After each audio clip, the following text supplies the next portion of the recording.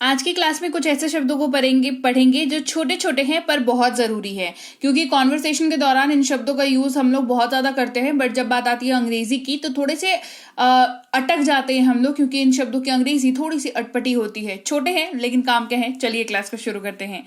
सबसे पहले है गड्ढा करना। गड्ढा करना की अंग्रेजी होती है डिग। ये जमीन खुदाई के लिए बहुत कठिन है। This ground is too hard to dig. गड्ढा करने के लिए कठिन है, गड्ढा करने के लिए मुश्किल है, तो टू हार्ड टू डिग। झोंका, गस्ट अंग्रेजी में कहते हैं। जैसे कहते हैं ना, मुझे हवा का झोंका पसंद है, I like gust of wind. अब इसी को अगर गस्ट का मतलब, अगर झोंका का अंग्रेजी आपको ना पता हो तो आप इस वाक्य की अंग्रेजी बना ही नहीं पाओगे, नहीं तो फिर कुछ गलत बना जाओगे, है ना। इसीलिए ये छोटे छोटे अटपटे से अंग्रेजी में होते हैं इनके मतलब, और ट्रेडिशनली वो हमें पता नहीं होता है। मोस्ट ऑफ द लोगों को हमने नहीं देखा है इसको यूज करते हुए, इसीलिए ये वाली क्लास जरूरी है। अचानक इस्तेमाल करते हैं शब्द सडन का। जैसे अचानक हवा का झोंका आया, there was a sudden gust of wing. देखिए दोनों शब्दों का कैसे एक साथ इस यहां पर इस्तेमाल हो गया। फिर बहुत सारा, है ना, तो मेरे पास बहुत चॉकलेट्स हैं, I have plenty of chocolates. यहां पर हमने प्लेंटी वर्ड का यूज किया। मेनी चॉकलेट, मेनी ना बहुत मतलब बहुत बहुत आम है, बहुत कॉमन चीज है, लेकिन कई बार क्या होता है हमें मेनी से ज्यादा बताना होता है, मतलब थोड़ा ज्यादा क्वांटिटी में आपको मतलब डिस्क्राइब करना है, आप नहीं कर पा रहे हो तो आप वर्ड प्लेंटी का यूज कर सकते हो, है ना, जिसका मतलब काफी भी होता है। फिर है दूसरा वर्ड जिसका मतलब होता, अगला वर्ड है जिसका मतलब दो तरीके से इस्तेमाल होता है। एक झूठ यानी कि लाई, दूसरा लेटना, मतलब लेटते हैं ना हम लोग बेड पे, उसका मतलब भी होता है लाई। ठीक है, दोनों का मतलब इस्तेमाल बता रही हूं। मुझसे झूठ मत बोलो, डोंट लाई टू मी। लेट जाओ और आराम करो, lie down and take rest.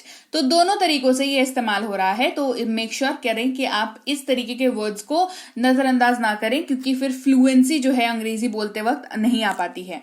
गंध इस्तेमाल होता है शब्द ओडर का। गैस की गंध अजीब थी, the odour of the gas was weird.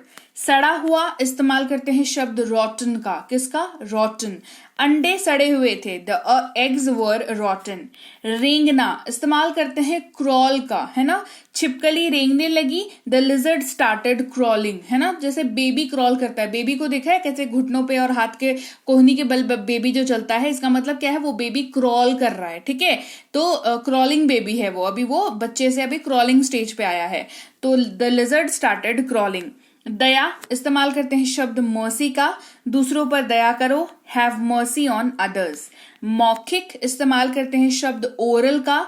जैसे ओरल टूथपेस्ट होता है, फिर ओरल मतलब आप डेंटिस्ट के पास जाते हो, उसको भी ओरल डॉक्टर कहा जाता है। जो ये तो मेडिकल वाइज हो गया। ऐसे मौखिक, मुंह से कोई चीज बोली जा रही है या माउथ का इस्तेमाल हो रहा है, तो ओरल वहां पर यूज होता है। जैसे कल मेरी मौखिक परीक्षा है, I have my oral exam tomorrow, या ओरल टेस्ट टुमारो। आतंक इस्तेमाल करते हैं शब्द टेरर का।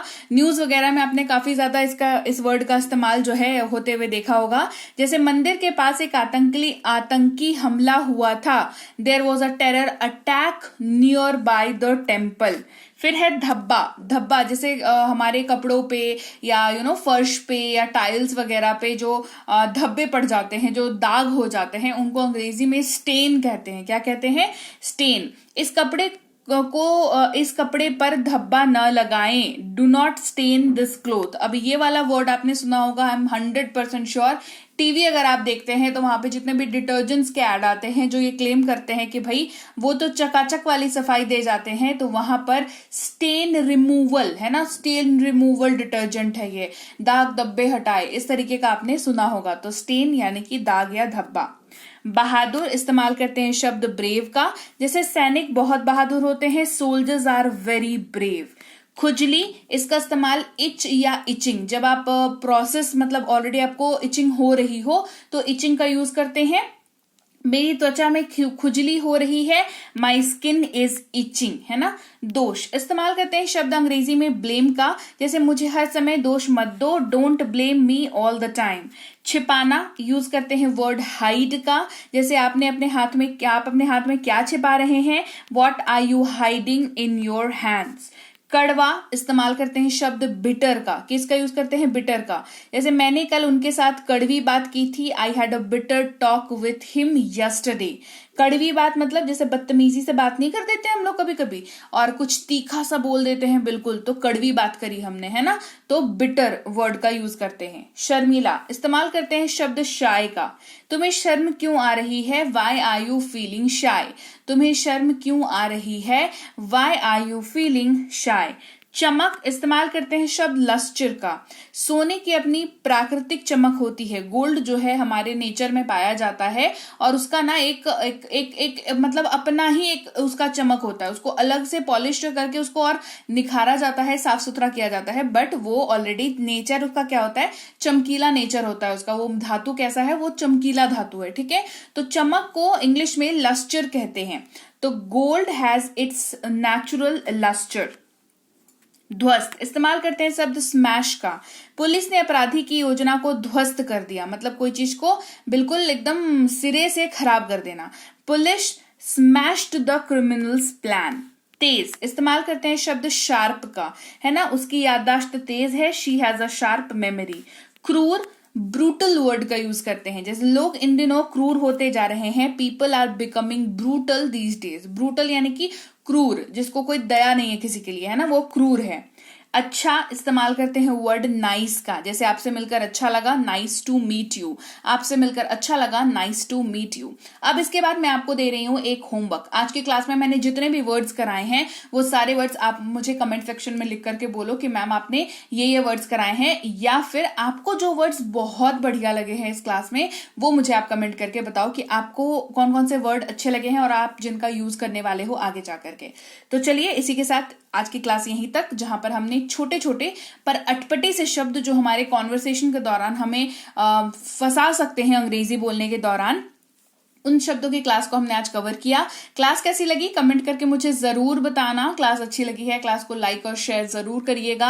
सब्सक्राइब नहीं किया है तो आप देख रहे हैं संरीति इंग्लिश एकेडमी। ये चैनल आपके अंग्रेजी के सोल्यूशन को, आपको हर तरीके का अंग्रेजी का सोल्यूशन देता है, तो सब्सक्राइब करना बिल्कुल मत भूलिएगा। सब्सक्राइब करते वक्त बेल नोटिफिकेशन को ऑन कर दीजिएगा ताकि आगे के आने वाली क्लासेस आपको मिलती रहें। इसके साथ ही हमारी ऐप है जिसका नाम है संरीति इंग्लिश एकेडमी, वहां पर आपको फ्री में स्पोकन इंग्लिश की कोर्स मिल जाती है। साथ ही इन केस अगर आप करना चाहते हैं कोई ग्रामर का कोर्स, ग्रामर के बेसिक को क्लियर करना चाहते हैं, कोई रीडिंग का कोर्स करना चाहते हैं, या बेसिक से प्रो स्पोकन इंग्लिश का कोई पेड कोर्स करना चाहते हैं, ये सारी कोर्सेज जो है हमारी ऐप पर अवेलेबल हैं। साथ ही ई बुक्स भी अवेलेबल हैं। आपको गूगल प्ले स्टोर पर जाना है, संरीति इंग्लिश एकेडमी को डाउनलोड और इंस्टॉल करना है। वहां पर आपको ये कोर्सेज मिल जाएंगी। फ्री कोर्सेज भी अवेलेबल हैं, पेड कोर्सेज भी अवेलेबल हैं। आपको जैसी इच्छा, आपकी जैसी श्रद्धा बैठे, आप आराम से वहां पर कोर्सेज को कर सकते हैं। कोई दिक्कत बाई चांस अगर आपको आ रही है कि आपको समझ नहीं आ रहा आप कैसे यूज करें, या आपको पेमेंट से रिलेटेड कोई दिक्कत आ रही है, तो इस नंबर पर आप व्हाट्सएप मैसेज पर संपर्क कर सकते हैं आसानी से। आपको जो है हमारी टीम है वो आपको हेल्प कर देगी। इसके अलावा हमारी ई बुक्स इस वेबसाइट पर भी अवेलेबल हैं। दोनों में से कहीं से भी ले सकते हैं, यानी कि ऐप और वेबसाइट दोनों में से कहीं से भी, लेकिन मेक श्योर आप इनको डाउनलोड करके अपने फोन पर जरूर से रखें। साथ ही हमारा व्हाट्सएप का ग्रुप, व्हाट्सएप का चैनल, टेलीग्राम का चैनल डाउनलोड, मतलब आप इसको अगर आपके पास है टेलीग्राम या व्हाट्सएप आपने डाउनलोड कर रखा है अपने फोन पर, तो हमारे को यहाँ पर ज्वाइन करना, टेलीग्राम पर, व्हाट्सएप के चैनल पर, व्हाट्सएप के ग्रुप पे हमारे से जुड़ना बिल्कुल मत भूलिएगा। साथ ही फेसबुक और इंस्टाग्राम पर हमसे जुड़ना बिल्कुल मत भूलिएगा। बहुत सारे बढ़िया बढ़िया क्लासेस वहां पर भी कराती हूँ, तो आप वहां पर भी मुलाकात कर सकते हैं। और इसी के साथ ही मैं मिलूंगी आपसे आपकी अगली क्लास में। Till then, thank you so much for watching. Stay tuned to Sanriti English academy.